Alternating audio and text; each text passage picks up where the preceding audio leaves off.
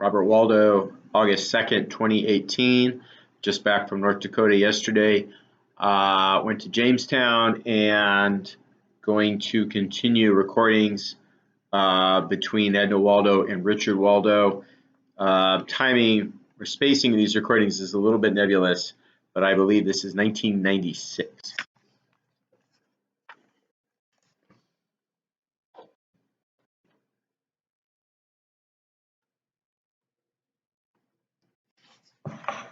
These high schools in North Dakota were under the jurisdiction of the state university, later under the State Department at Bismarck.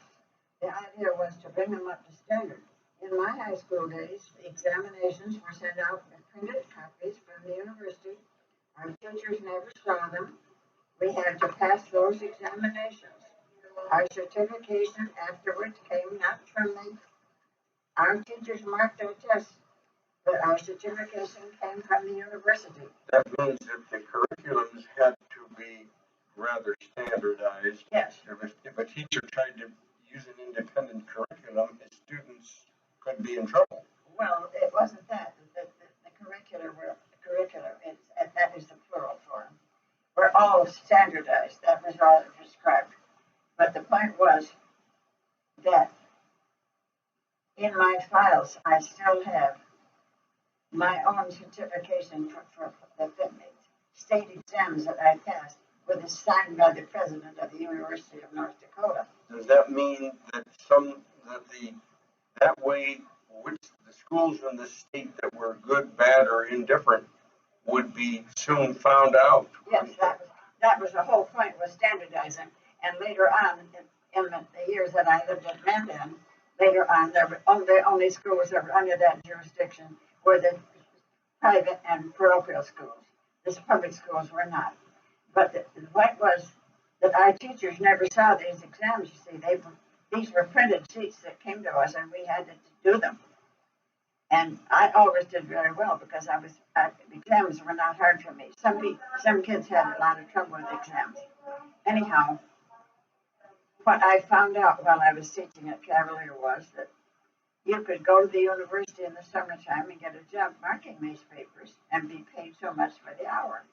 You mean when the exams were taken, when late in the spring, I presume? They hired teachers to mark them. Well, it took how long did it take for kids to get their grades back? Oh, and you got them in the fall. You mean you didn't, if I passed my senior year, if I took my senior year of high school back there, I wouldn't know until the fall whether I had. Oh yes. But the point was, these not only senior years, every year.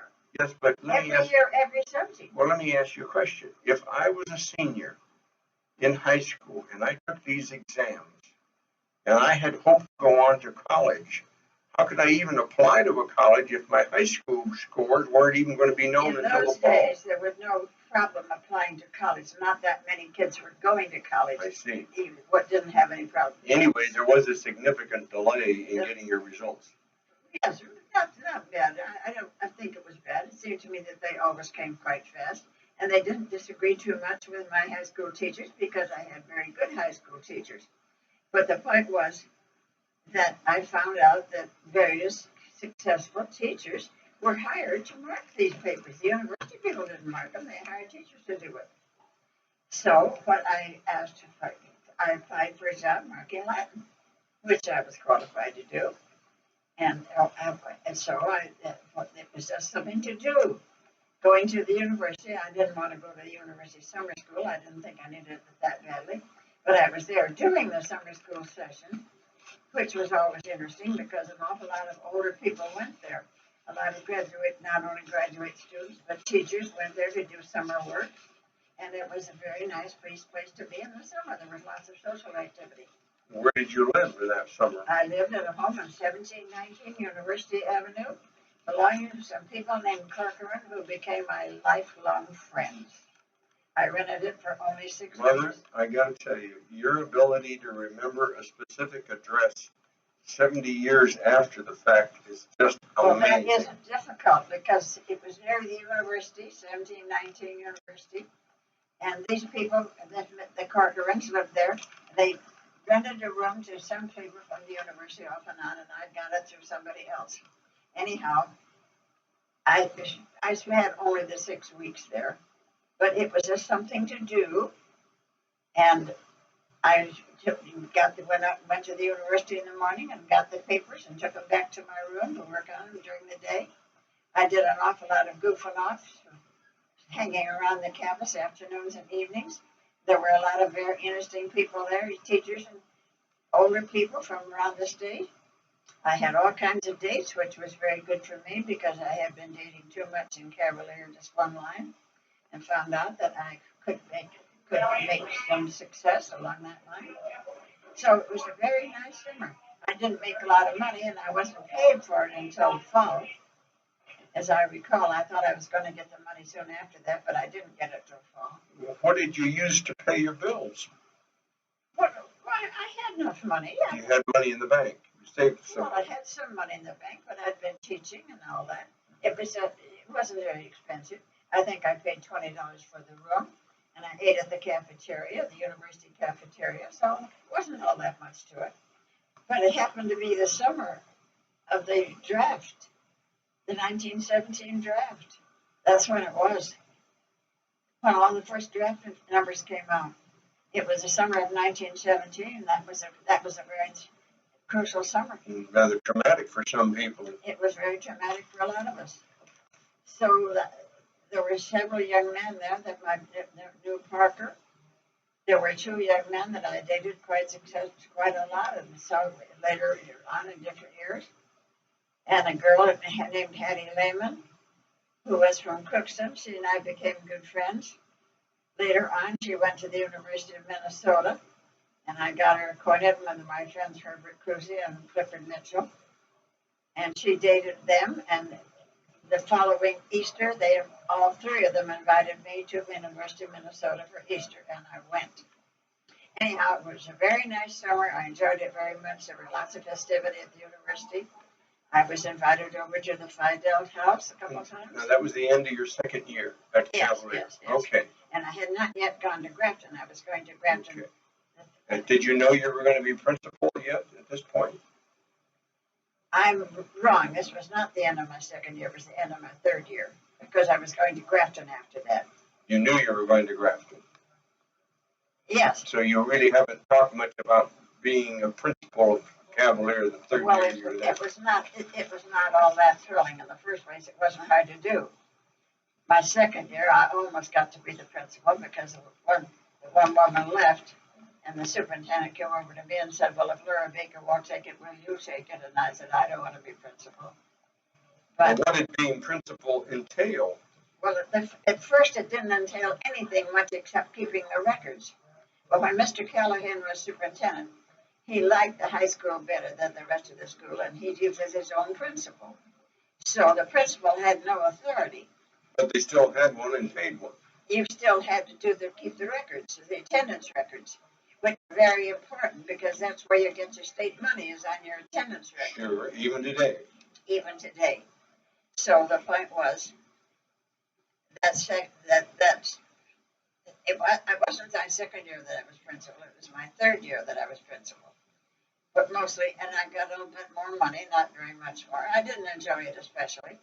I started out that year keeping the records and principal in name. At Christmas time, Mr. Callahan, who had applied years before to be in the Indian service, got the job and left. So here was I, this Christmas time, 1917. I was principal of the high school. There was no superintendent. I was in charge of the whole darn place. The grade school teachers all asked me to write recommendations for them because there wasn't anybody else to do it. Now, didn't you, however, report to a school board? Yes, in a way, but what I'm saying this was temporary. Yes. In came a very eager young man named H.H. Kirk from Larimore or someplace like that. This was still during that second half of that year. Yes. Okay. He arrived at Christmas time, very eager young man who taught me more than anybody else I ever worked with, who took over. And he informed me, you are the boss. I said, I've never been the boss. He said, you are the boss. And he explained to me how I was going to be the boss. He told the kids I was the boss. Mr. Callahan was Irish, and he used to come in and palaver the kids and make nice little speeches to them. Mr. Kirk didn't come out and say anything, and they were terrified because he never says anything. He doesn't make a speech. He doesn't say kind words. He just sits in the office, and that scared them to death. So the point was, Well, what did you do? When you say you were the boss, that gave you authority to do what and control what?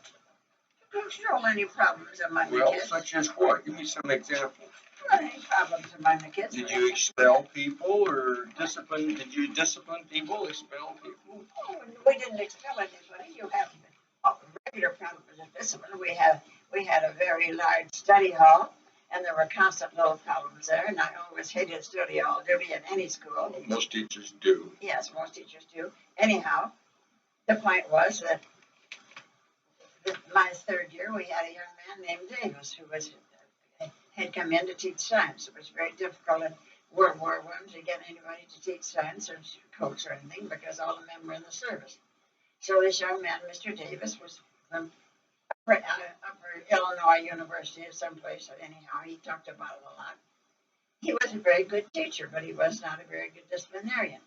We had one very difficult young man that had some, it turned out later he had some mental problems, but he was very brilliant, but he had to be handled carefully. Well, anyhow, this Ted Shane was fooling with something, some good plaything, and Davis took it away from him and said, I'll give it back to you after school. Then after school, he didn't give it back. So Ted came to me and said, what about Davis? He said he'd give it back, and he didn't give it back. I want him back. So I called Mr. Davis, and I said, if you told Ted you're going to give it back, you're going to give it back, which he did. And Davis rather liked me, and he sort of thought he was going to have dates with me, but the only thing I could get him to do was to come up to the Dykers and help me do the attendance records, which he did. Do you But there give were little things like that. No big disciplinary problems, but the Cavalier kids always had a pretty good time, and in a large study hall, lots of things can happen, as you know. Well, now, did they have a lot of social occasions, school dances? Oh, no. No such thing as school dances? No, we didn't have school dances at all. What kind of school social activities were there? Well, they had some parties, but our plays, as I've told you before, were given to downtown in the town hall. And I coached plays. Our school auditorium wasn't adequate for that. But when I gave plays, I gave big plays, I gave one-act plays, I gave a lot of different things. And people in the Using the community, town hall. and people in the community, I presume, came because it was something to do. Oh yes, of course. It was very popular, and the town hall was very well equipped. Also, one time I actually played the lead in a play one time. Why, it was Thelma, the blonde beauty from where was I? Got in the Marie Corelli's play, The Thelma. And I didn't like to be in plays because I hated to memorize. Whose play was it? I think it was Marie. I forgot getting who the author, some famous author. Anyhow, there was some company traveling around through the country that was putting on this play, and they painted scenery for you. And it was a traveling company, and then some local people did the work. No, they just chose me because I was a blonde.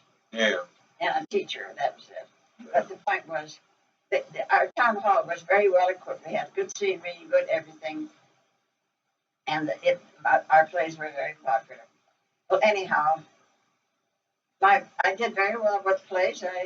I did a lot of things in Cavalier, and Virginia Short, of course, won the state declamation contest that year. Nice. I took my debater. My debaters won three debates. We lost only to Grafton. At some point, you made the decision to move away to another town nearby, Grafton. Yeah. Now, why did you do that? Well, I'm not going to explain exactly why I did it. I wanted to stay in the area for personal reasons. I like the Red River Valley. I haven't had anybody to tell, Mother. Well, that's all right. It doesn't. This is your life. It doesn't have to be anybody's business. Okay. But the point was, Grafton was a larger town. Cavalier was only about 1,500. Grafton was between 3,000 or 4,000. They had good stores, good stores. Mostly they had a Northern Pacific branch. Uh-huh. We had the regular little junky railroad, Great Northern, that went through to Cavalier, came from Grafton.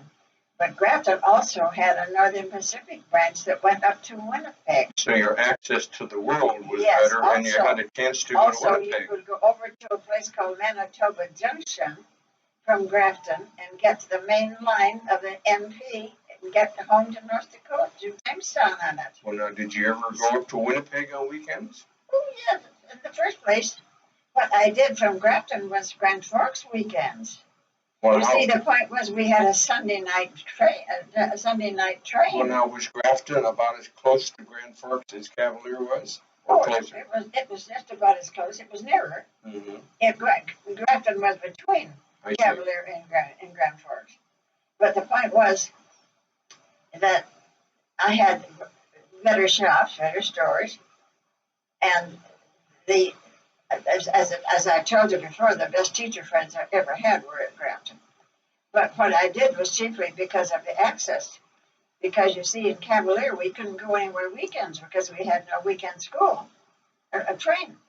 Yeah. But in Grafton, we had a Sunday night train returning from Grand Forks to Grafton. So Sunday night. So you'd go in on a Saturday morning and maybe spend the night or something? Yes, and I often went to the university. Where did you spend the night if you went into Grand Forks? A hotel. Oh, hotel, okay. Sometimes at the university. But what I did was more important than that.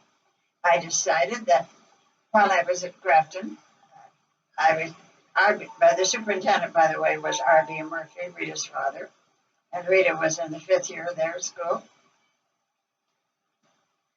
They asked me to teach an evening class in speech, which I did not want to do. I wanted to do it in the regular school hour, but they couldn't figure it in. So this was going to be not so much speech, but expression and declamation. So they wanted you to do this on your free time, so to speak. Well, no, I was paid for it. But it would have to be in the evening, which was a little difficult. But the point was, my training in college had been debating, had not been very much dramatic. I had done some dramatics, but I didn't feel qualified to do very much with declamation and expression, because the whole thing, when I was in high school, the whole thing was 25% memory, which was foolish. The whole point really was interpretation. So what I did was, the summer that I had been at the university, remember I was at the university the summer before I went to Grafton, I found out that there was a Miss Kingsbury who gave private lessons in declamation and expression. In Grafton or Grand Forks? In Grand Forks. Mm-hmm. She was connected with the university, Mm-hmm. but she had a downtown studio where on Saturdays she gave lessons to anybody who wanted them.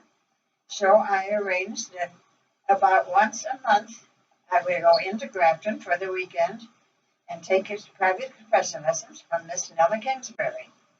And that was very good for me because the superintendent and everybody knew that I was doing that. It gave me a good excuse for going. I could shop in Grand Forks. I could visit friends at the university. And a lot of my Jamestown friends were at the university. A lot of my pupils were there. By that time, I knew a good many people. So it gave me a good reason for going there. And I did some good work with her. In fact, the one big success that I did the Other Wise Man. You know that story? Hmm? Well, I did that with her and did some other things with her.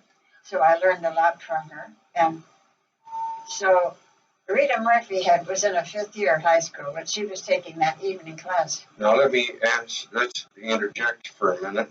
First, let's explain for the record who Rita Murphy was, but also or how she came into your life later and my life later, but also why was she in a 5th year? I thought high school was 4 years.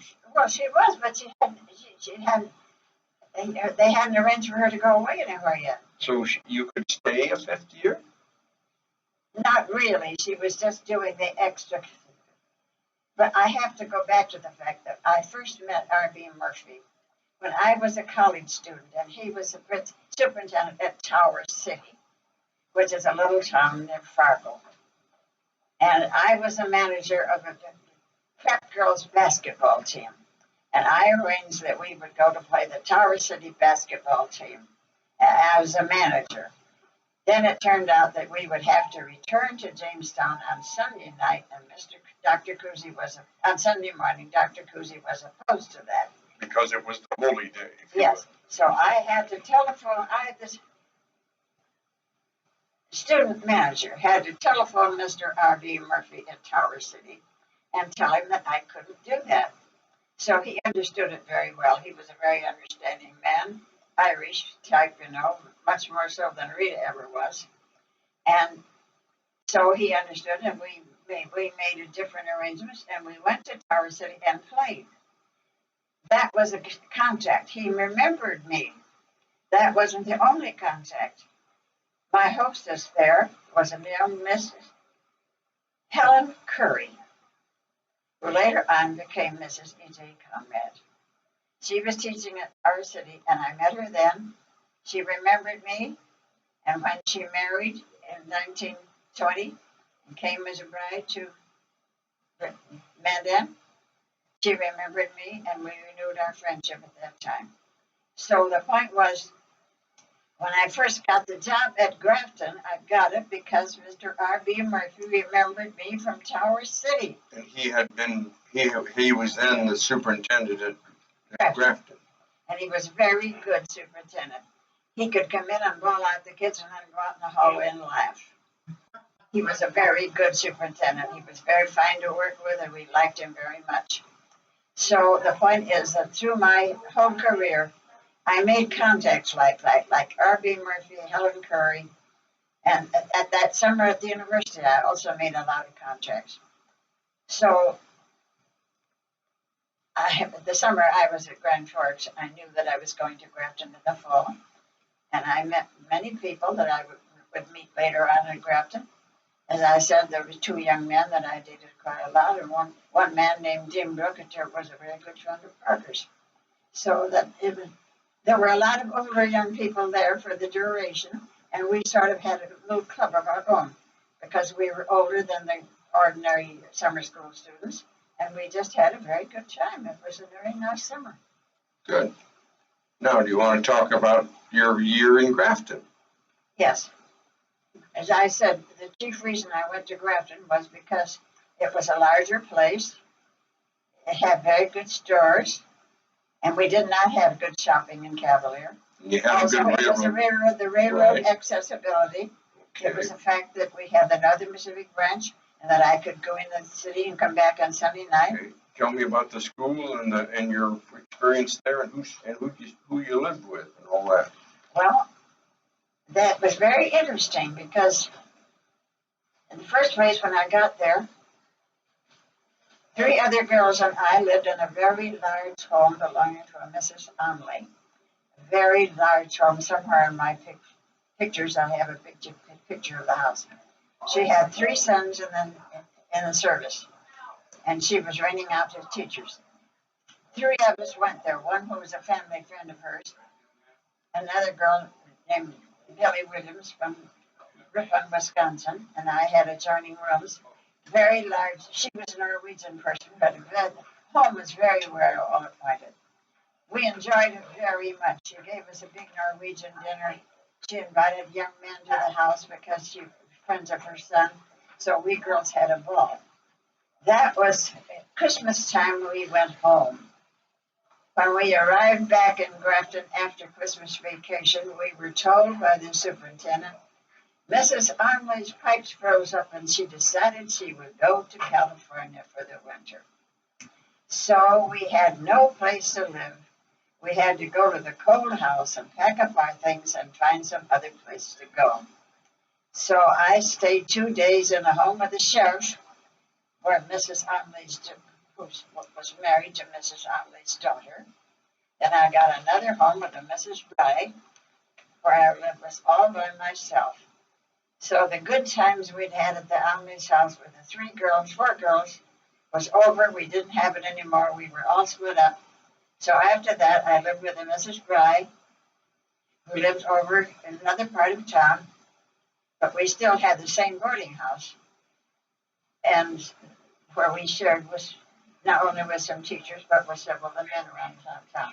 Let me ask you a question. You know, did these nice homes, large homes in Cavalier and Grafton, did they have running water by that time and running Yes, they had toilets? everything. And running toilets? And running toilets, they had everything. They had fireplaces. You cannot quite picture this. For instance, the Dykers were very prosperous people. He was semi-retired. In the summertime, and they would order barrels of apples. They would order dill pickles being made by somebody that made dill pickles. They would contract for a certain number of turkeys that would be put away in however else they packed. They had a whole big basement full of food, big baskets and barrels and all that sort of thing. Oh yes, they had everything. They had beautiful dishes. They had everything like that. Oh yes. So those people up there lived better than we did in Jamestown. All those people Oh, did. sure. And it was a better economy. Well, of course. Okay, now what about the school then? What about the experience of teaching in Grafton? Well, it was very interesting. You see, I was teaching. I wanted to teach all English, and he said, I remember he said, I can't let you teach all English.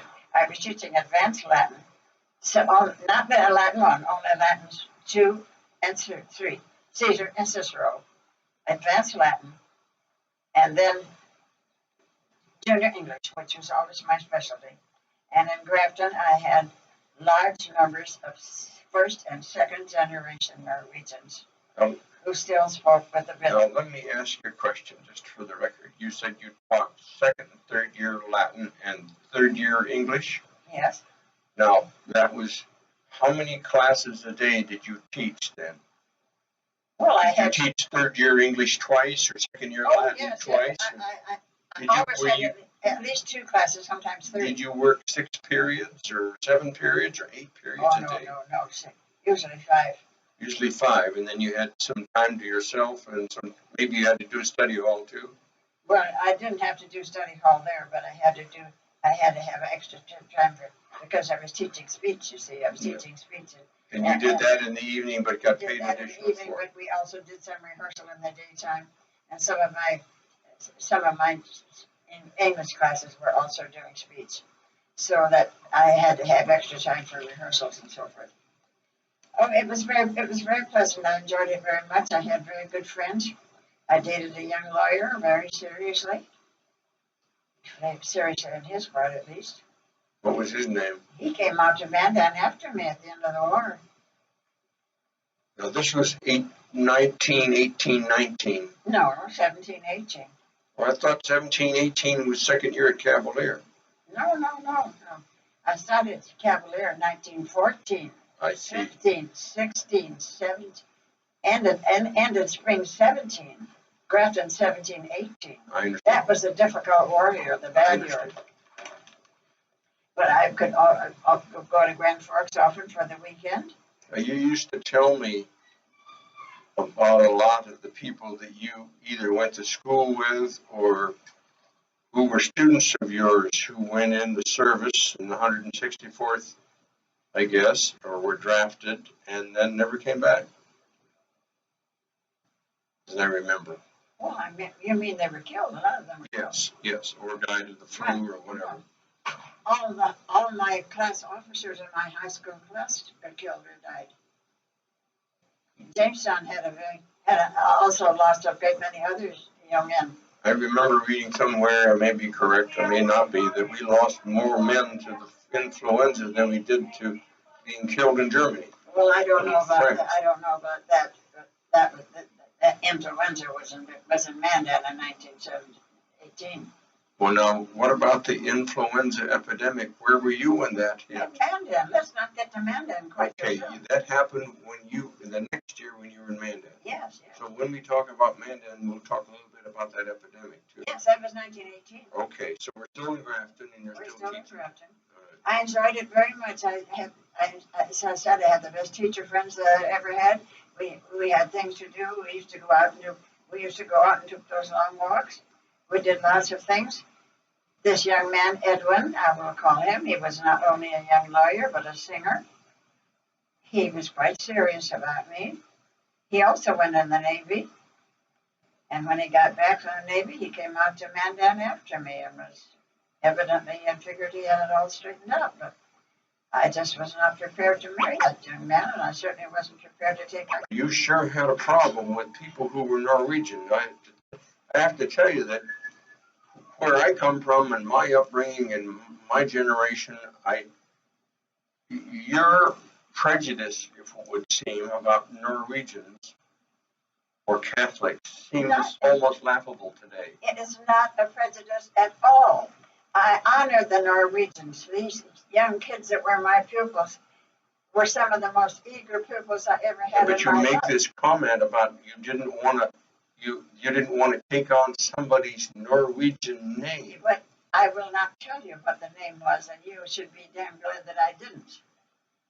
Well, let's say it was Johnson or something. It wasn't anything like that. It was worse than that. Let me get away from this.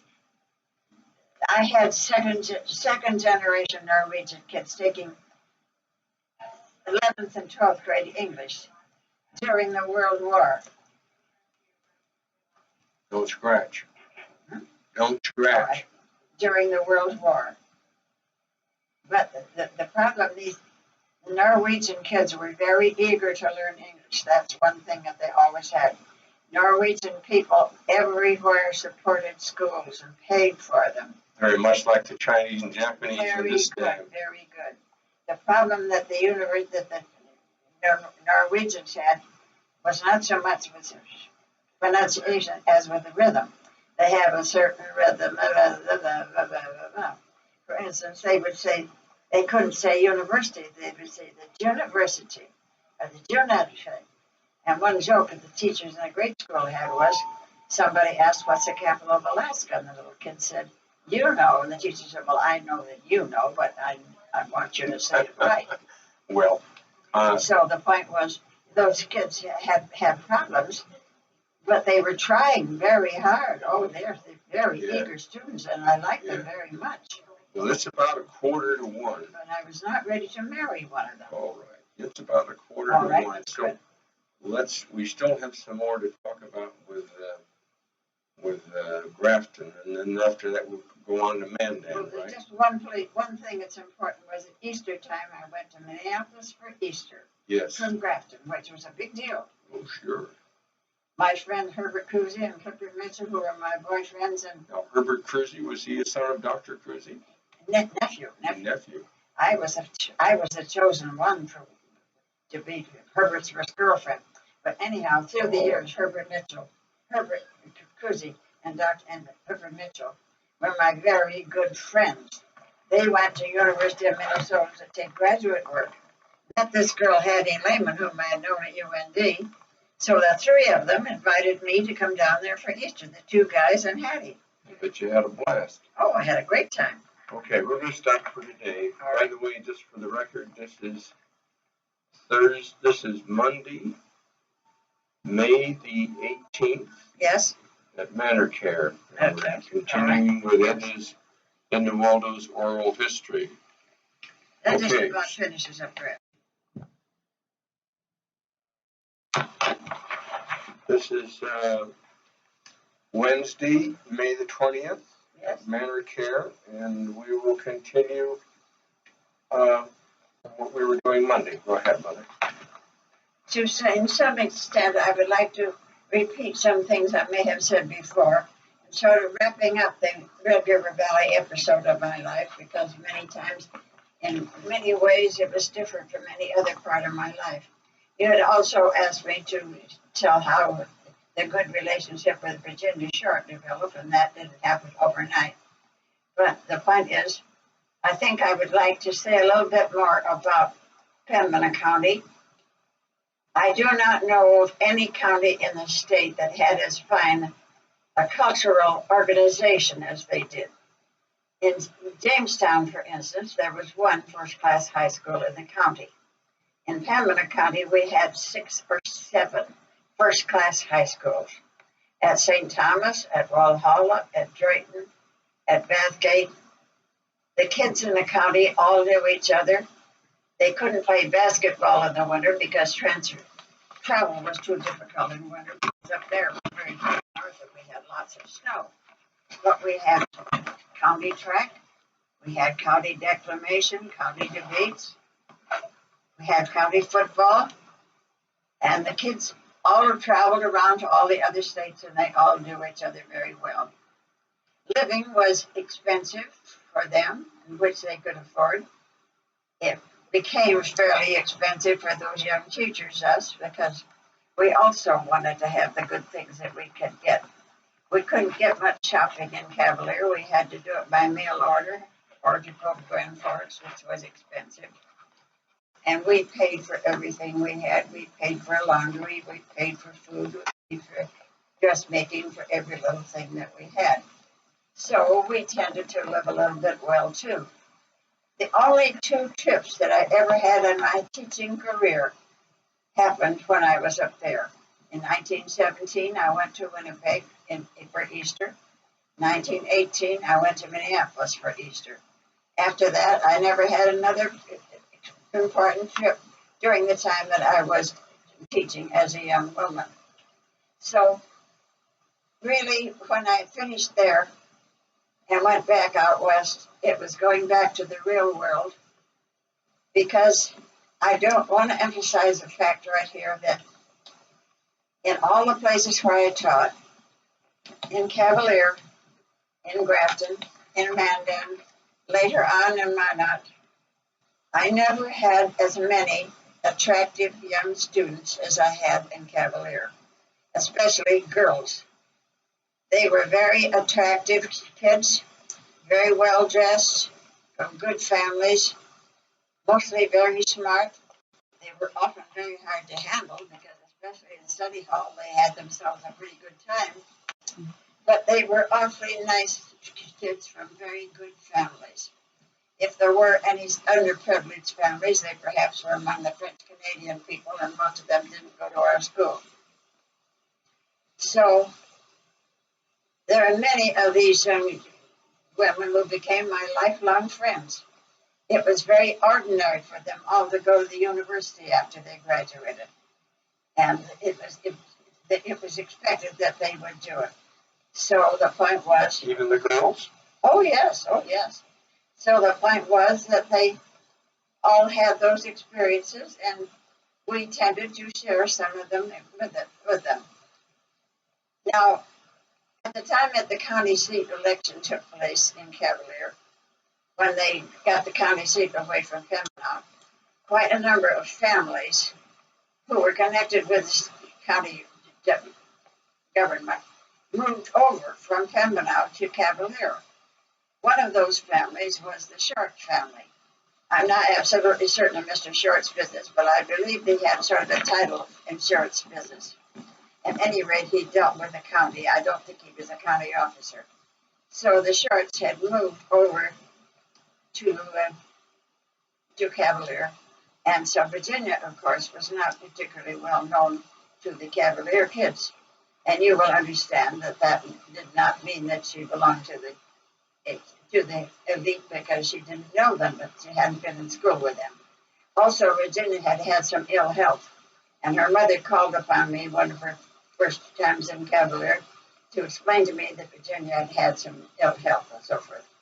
So she was not especially a chosen person. She was just an interesting person that came along.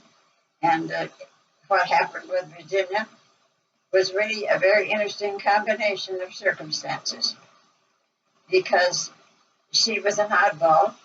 As you will know from her looks, her appearance, her actions, she was rather an oddball. And when I found out that there were certain things she could do in plays and in reading, then I gave her a chance to do those things.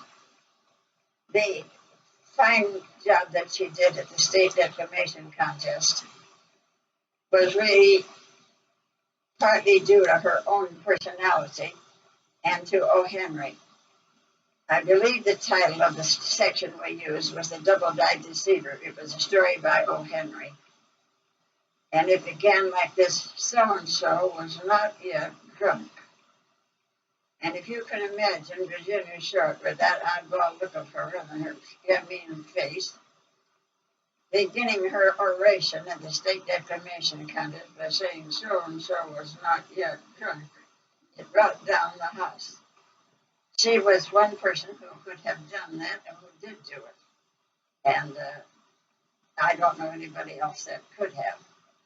So while we always say she won the state declamation contest, she really came in second, but later on the first person was disqualified for other reasons, so that we always said she won it. That was what she did. Virginia also did some work for me in plays when there were certain things that she could do. But she was never one of the elite of the social set among the girls because she had not belonged to them all those years. I know that was very true also at Mandan. I remember asking some of the girls at Mandan why Helen Stabler was not one of the groups, and they said, well, after all, Helen doesn't contribute very much. Girls at that age are very, very elite, and they have their own ideas of what they wish to do. However, I had gone down to Grafton before Virginia graduated, so that I had lost touch with her and had not made any special effort to get in touch with her. So many years passed before I heard anything more about Virginia Short. I didn't know for some years that she had come out to San Jose and had done her college work at San Jose. So sometime or other, after I was living out here, and I believe when she was also at San Jose doing some work, or maybe at Los Gatos, wherever it was, or maybe College of Pacific, I'm not sure. I received a letter from Virginia. It seemed that years before, that Alfred Noyes, who had written the very famous poem, The Highwayman, had written another one called The Avenue of Stars, which had been published in the Literary Digest and dealt with Niagara Falls. And evidently I had read that to the class at some time or other. Because sometime or other, Virginia, in her work in teaching, decided she would like to do something with the Avenue of Stars. So she found where I was and wrote to me and asked me to tell her who wrote that poem and how she could get hold of it. So that was how I got in touch with Virginia again. It happened quite accidentally. Then you came along and became a friend of hers during the service, and after that, everything developed. Well, but I had not kept in touch with her from school days. Well, I think I became acquainted with her through your auspices. I think you must have written her and told her where I was stationed. And yes, I did. Yes, I did. Living in yes, Stockton. I did that. She was teaching in the high school and part-time at the college. I had not been in touch with her all those years, but when I did write her, I said, well, Richard is out there and you might be interested to know that, and that's what happened. So, as I said, I had the two trips, the one to Minneapolis and the one to Winnipeg while I lived there. But I very well knew that I was privileged, that the people in Pembina County were privileged. I was interested in the Northern history, but I knew when I got back on the main line, when I got to the Missouri River, probably life was going to resume its ordinary way. And it was going to be the real world again, that not everybody was going to be as privileged as they had been in Pembina County. Okay, now for the record, the year that you moved from Grafton to Mandan to teach was what year? 1917. I thought 18. I thought you were in Grafton 17, 18. 17, 18. I went to Mandan in the fall of 1918. 18. So you were there for the school year of 18, 19. Yes, which was a crucial year in 1918. Okay. Now, how many years did you teach in Mandan? 2 years. 2 years. Okay. So go ahead. I just wanted to set the record straight. All right. Well, the point was, I had become very much interested in the history of the Pembina County, but I was not yet a Westerner. Jamestown had never really been Western. I had never become a Westerner, but somehow that day when I got to the Missouri River and saw the first deer in the wild I had ever seen down on the river bottoms. We didn't have them around Jamestown then. And I looked at that big river, but my rivers were always valuable to me. I loved rivers. Somehow or other, I suddenly decided I must be a Westerner. And so from then on, I guess I was. My life changed. I knew life was going to be more real and more earnest. I was going to deal with more different kinds of people. I knew that I would be dealing with people who didn't have everything the way they did in Pembina County. So life resumed quickly, and I went to take a very good job, a better job than I had ever had, to do exactly what I wanted to do. I was no longer teaching Latin and German. I was teaching English and speech only on my own terms. I was not making as much money as I could have if I'd been a little smarter, but I was doing quite well. Why is that, Mother?